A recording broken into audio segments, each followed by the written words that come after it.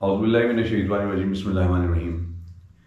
جب آپ کو معلوم ہو کہ آپ کا انتقال ہونے والا ہے تو آپ کے اوپر کیا کیفیت گزرے گی؟ آپ کو یہ بتا دیا جائے کہ آپ کے پاس اتنا دن رہ گئے ہیں، آپ کے مرنے میں صرف 1 مہینہ 2 مہینے یا 3 مہینے رہ گئے ہیں، تو کیا کیفیت گزرے گی؟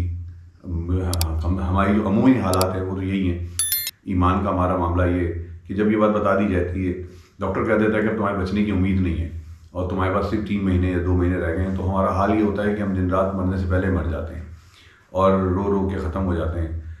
لیکن ایک پوسٹ گزری میرے سامنے فیس بک پہ، فیض اللہ کی کال سے میں نے لی، اور ایک ایسے بہادر نوجوان کی پوسٹ تھی جس کو جب ڈاکٹر نے بتا دیا بلڈ کینسر ہے تمہیں اور تمہارے پاس بہت کم وقت رہ گیا، 3 مہینے زیادہ تمہارے پاس ہیں اور اب تمہیں مر جانا ہے، تو اس نے ایک فیصلہ کیا۔ اس نے فیصلہ کیا کہ مجھے مرنے سے پہلے مرنا نہیں ہے، اور اس نے ہم سب کو بتا دیا کہ جینا اصل میں ہوتا کیا ہے۔ میں زیادہ بات کیے بغیر اس کی وہ تحریر جو اس نے اپنی موت سے صرف 1 مہینہ پہلے فیس بک پہ پوسٹ کی تھی، اور جو کہ فیض اللہ نے وہ پوسٹ شیئر کی ہے، وہ میں آپ سے شیئر کرتا ہوں۔ 9 اکتوبر کی تحریر ہے، 9 اکتوبر 2024 کی۔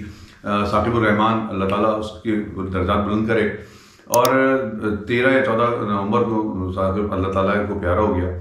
اس بندے نے جو تحریر کی ہے، اس کی بہادری، اس کا اللہ تعالیٰ سے تعلق، اس کا تقویٰ اس کو ظاہر کرتا ہے، اور اس بات کا یقین ہے مجھے، اور یقیناً ہم سب کو دیکھنے والوں کو، پڑھنے والوں کو یقین ہوگا کہ اللہ تعالیٰ کے یہاں بہت بلند درجے پہ وہ بندہ ہے، اس کا اللہ سے تعلق ہی ایسا تھا۔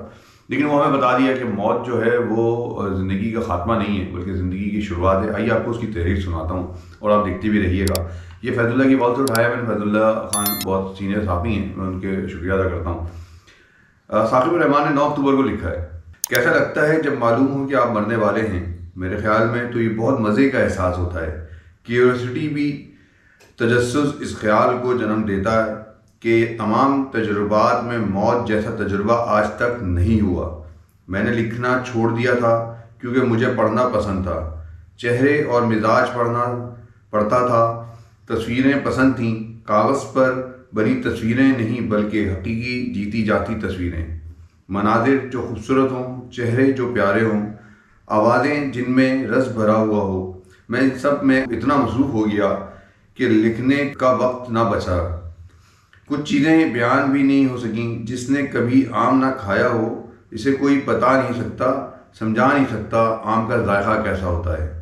کچھ چیزیں ہماری اپنی ہوتی ہیں، ان کی خوبی اور خرابی پلٹ کر ہم تک آ ہی جاتی ہے۔ اولاد نافرمان ہو تب بھی اپنی ہی ہوتی ہے، گھر کی چھت ٹپکتی ہو تو بھی وہ اپنی ہی چھت ہوتی ہے۔ دوست جانتے ہیں کہ مجھے بلڈ کینسر تھا، یہ بھی تو اپنا ہی تھا۔ کچھ چھتوں کی شگاف تیز بارشوں میں دوبارہ پانی ٹپکاتے ہیں، تب ان سوراخوں کو بند کیا جاتا ہے۔ کینسر بھی ایسے ہی ہوتا ہے۔ چھوٹی سی تو بات ہے، اب اس کی فکر میں ہنسنا تو نہیں چھوڑا جا سکتے۔ تصویریں تو ابھی بھی موجود ہیں، مناظر تو اب بھی خوبصورت ہیں۔ مہینہ پہلے خون میں کچھ ناکارہ قسم کی چیزیں نظر آئیں، معلوم کرنے نکلے تو اندازہ ہوا کہ تباہی ہو چکی ہے۔ کمر کی ہڈی نکلوائی، مائکروسکوپ کے نیچے رکھا تو پتہ چلا کہ گھن چکر مچا ہوا ہے۔ AUL نامی لیوکیمیا نے جو بہت نایاب ہے فی الوقت، جس کا علاج کوئی نہیں، ہاں اندازے موجود ہیں جن کی بنا پر چند لوگ علاج میں کامیاب بھی ہوتے ہیں۔ ہم ان چند لوگوں میں اضافہ کرنے والے ہیں اور چھت سے ٹپکنے والے پانی کو بند کرنے والے ہیں۔ جیسے منیر نیادی نے کہا تھا کہ ایک دریا کا سامنا تھا منیر مجھ کو، میں ایک دریا کے پار اترا تو میں نے دیکھا۔ خیر، یہ اتنی اہم بات نہیں، زیادہ ضروری بات تو یہ ہے کہ ڈاکٹر نے 8 دن پہلے علاج شروع کرنے کا عندیہ دیا تھا اور آج ہم اسپتال واصل ہوئے ہیں۔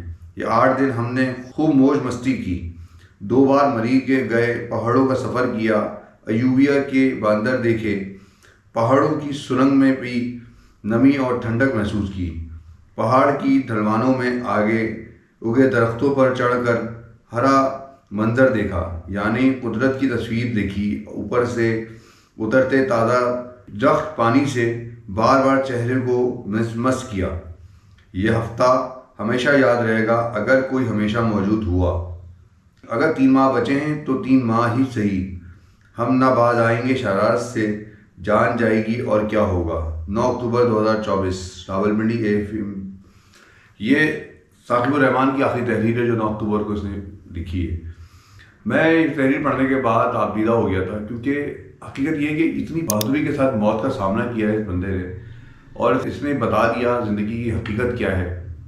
میں زیادہ بات کیا کروں، جب سے میں نے تحریر پڑھی ہے، جب سے یہ جملہ یہ پڑھا ہے فیس بک پہ، میں سوچ میں پڑ گیا ہوں کہ ہم لوگ اس زندگی کے لیے کتنی تگ و دو کرتے ہیں، ایک دوسرے کی ٹانگیں کھینچتے ہیں، ایک دوسرے کو گراتے ہیں اور زندگی میں دھوکہ دیتے ہیں، لیکن جانا تو بہرحال اللہ تعالیٰ کے پاس ہی ہے، اور حقیقی زندگی وہی ہے جو شروع ہونے جا رہی ہے۔